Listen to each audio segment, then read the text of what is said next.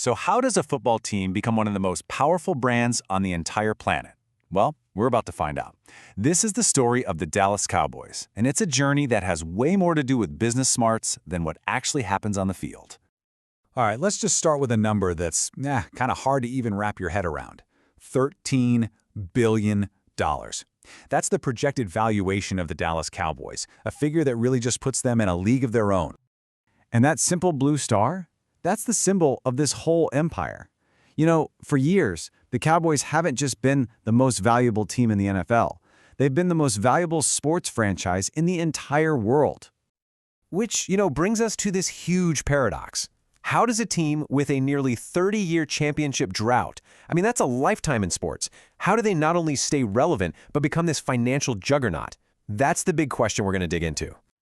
Okay, so the story of the Cowboys, it doesn't start with the touchdown. Nope.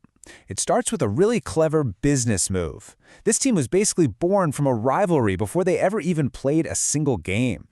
See, back in the late 50s, the owner of the Washington Redskins, a guy named George Preston Marshall, he pretty much had a monopoly on pro football in the American South. He was this one-man wall stopping Dallas from getting a team, because any new team needed a unanimous vote from all the owners. Okay, but this is where the story gets really good. Murchison, the guy who wanted to start the Dallas team, he found this incredible piece of leverage. Get this.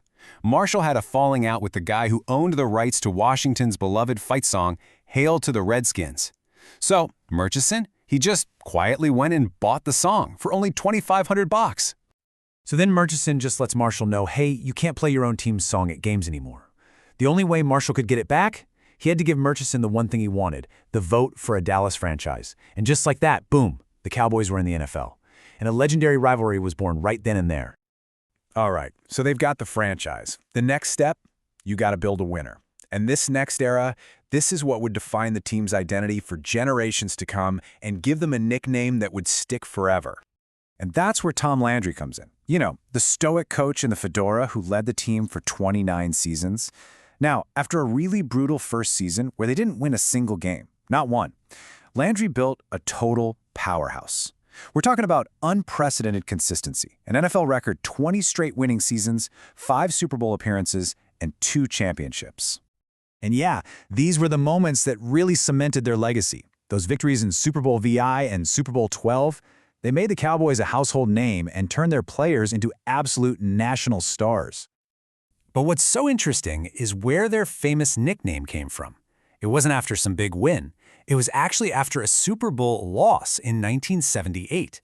NFL Films called them America's team simply because their national fan base was so huge, they went way beyond just Dallas. Okay, let's fast forward to the 90s, because things are about to get even bigger. A new owner shows up. He's got a brashy style, a bold vision, and he kicks off the most dominant and probably most controversial period in the team's entire history. So in 1989, Jerry Jones buys the team for $150 million. And his very first move sent a shockwave through the league. He fired the legendary, beloved Tom Landry, and he replaced him with his old college buddy, Jimmy Johnson. It was a super unpopular move at the time, but man, it would pay off in a big way. Johnson and Jones, they wasted no time. They put together one of the most iconic offensive trios in NFL history, known as the Triplets. You had quarterback Troy Aikman, running back Emmitt Smith, and wide receiver Michael Irvin. These 3 guys, they became the engine of a whole new dynasty. And they were just unstoppable. They grabbed 3 Super Bowls in just 4 seasons, cementing their place in history. But that partnership that built the whole thing, it couldn't last. A lot of friction between Jones and Johnson led to Johnson leaving after that second title. Coach Barry Switzer then came in to lead them to their third. So, after that incredible peak in the mid-90s, the story takes a pretty dramatic turn. The dynasty starts to crumble, and the team enters this long, really frustrating period of just waiting. Yeah, almost 30 years. That's how long it's been since the Cowboys last even appeared in a Super Bowl, let alone won one. For a franchise that was built on winning championships, that is an eternity. And the reasons are probably familiar to a lot of you sports fans out there. The core players got older, free agency started pulling the team apart, and injuries just took their toll. What came next was this cycle of coaching changes and playoff appearances that always ended in disappointment. They just could never get past that divisional round.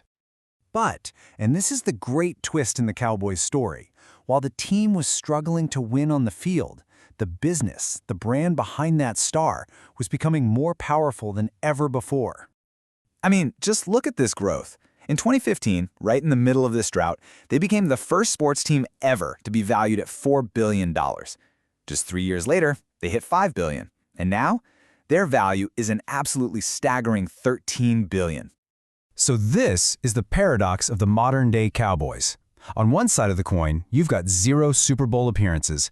But on the other side, a streak of over 190 consecutive sellouts, home and away, a state-of-the-art stadium that basically prints money, and record-breaking revenue. The brand, you see, it became bigger than the game itself. So all of this leaves us with one final, and I think fascinating question. For a team called America's Team, a team whose whole identity was forged by winning championships, what's the definition of success now? Is it still the roar of the crowd after a Super Bowl win? Or is it maybe the quiet hum of an incredibly profitable global empire?